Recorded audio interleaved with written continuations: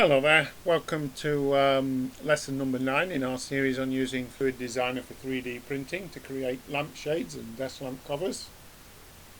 In this lesson we're going to show you how you can create a wireframe spherical lampshade. So if you start FluidDesigner up, first thing we need to do is to go to Learning Projects, Lighting Projects. And we're doing lesson number 9, so we need 09, a wireframe Icosphere. So if I just switch on the screencast keys, you can see any key presses I make. So this is what we're going to create. And what we're assuming with this shape is that you have a very modern LED light bulb that will fit through this hole here. So you know, in real life you'd have to measure this and make sure your LED light would fit through there. And you'd also need some kind of little wire frame that would go inside here to support the light bulb. So that's what we're assuming that you would do.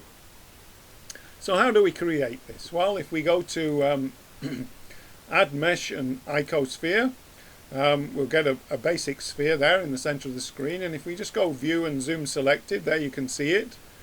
And it's pretty small, this object, as you can see. It's just 2 millimeters, 2 millimeters by 2 millimeters by 1.9 millimeters. So I'm just zooming back out again to see the original object. And so the first thing we're going to have to do is we're going to have to scale this object up. And as is usual in FluidDesigner, we can scale by pressing the S key on the keyboard. And it's a good idea in this instance, because I want to make it bigger, point the mouse at the center of the screen. If you point the mouse out here, you're going to have real problems in scaling it up with the mouse.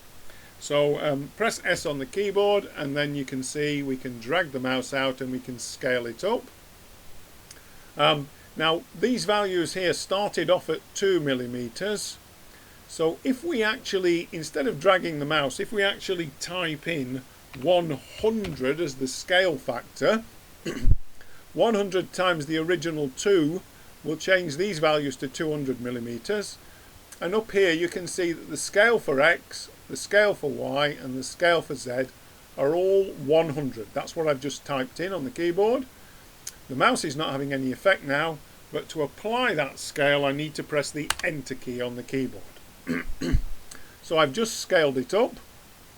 Whenever you scale in FluidDesigner, you've always got to remember to do Control A and apply the scale, otherwise you can end up with printing problems.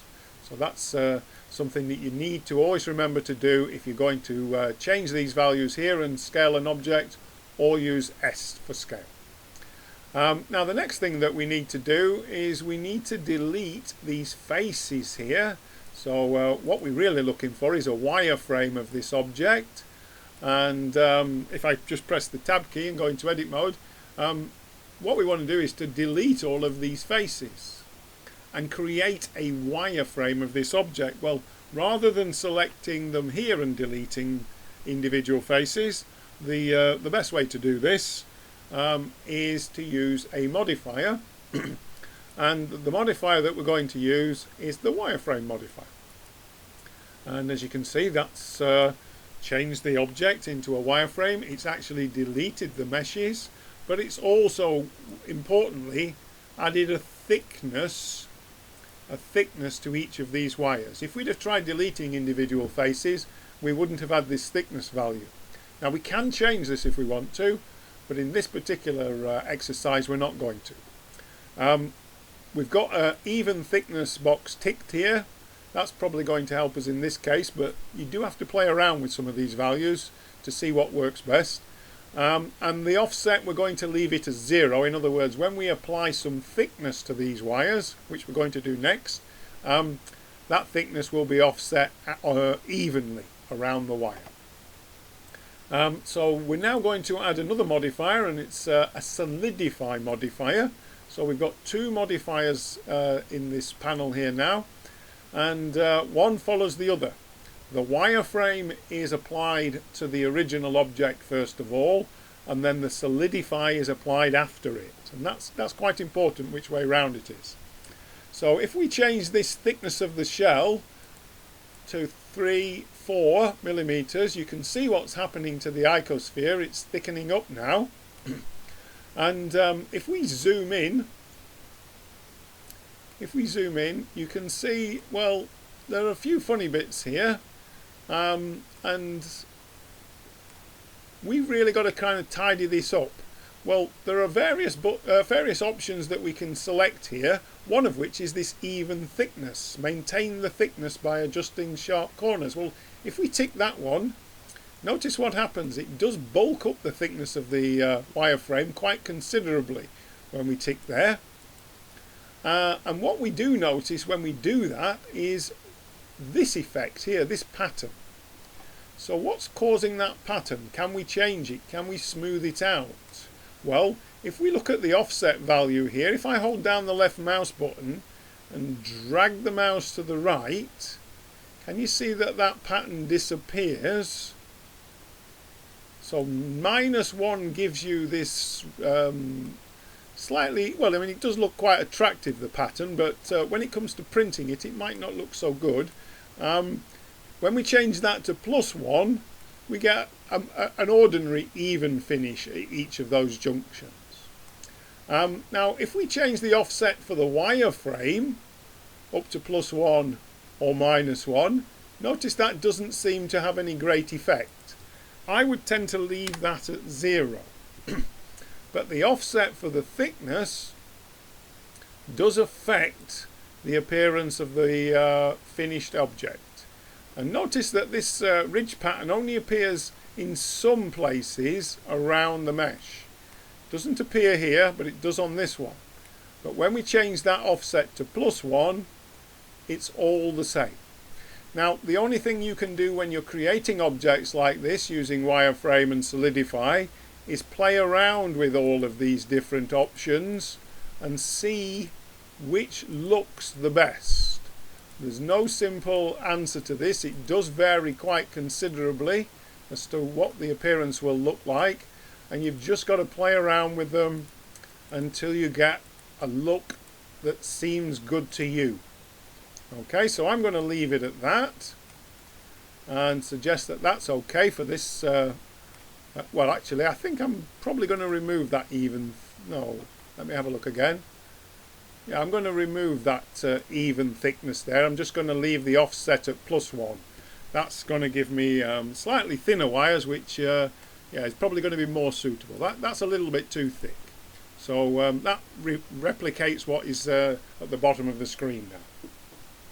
Okay, so once we've actually decided and we're happy with these values here, we need to apply them. And we do that by going to Tools, Object Tools, and converting it to a mesh. And now we can't change those modifiers anymore. They've disappeared. So there's our wireframe Ico Sphere lampshade. So we can delete the original, X on the keyboard to delete it. And the one that we've created in this lesson, we can go to File and use Save As. Go up through the menu system, go to My Projects, Lighting Projects, and save that as Lesson 09, Wireframe Icosphere as a Blender file.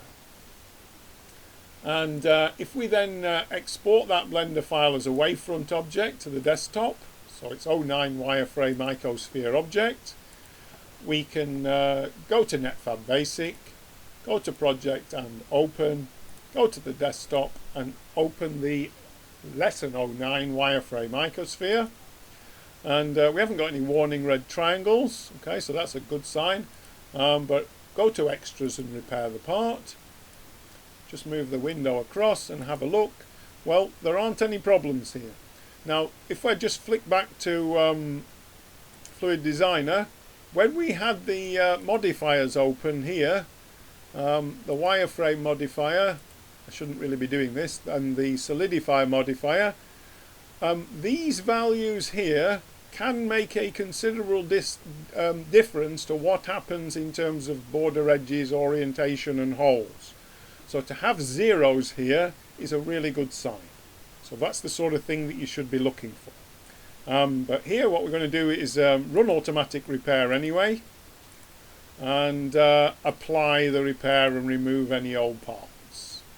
So there's our wireframe Icosphere, and what we need to do is to save that. So go to Part, Export Part as a wavefront object, export it to the desktop, and the repaired file, that is the file that we could send to the printer if we wanted to print this object. Okay, so that's the end of this lesson. Wireframes. Thank you.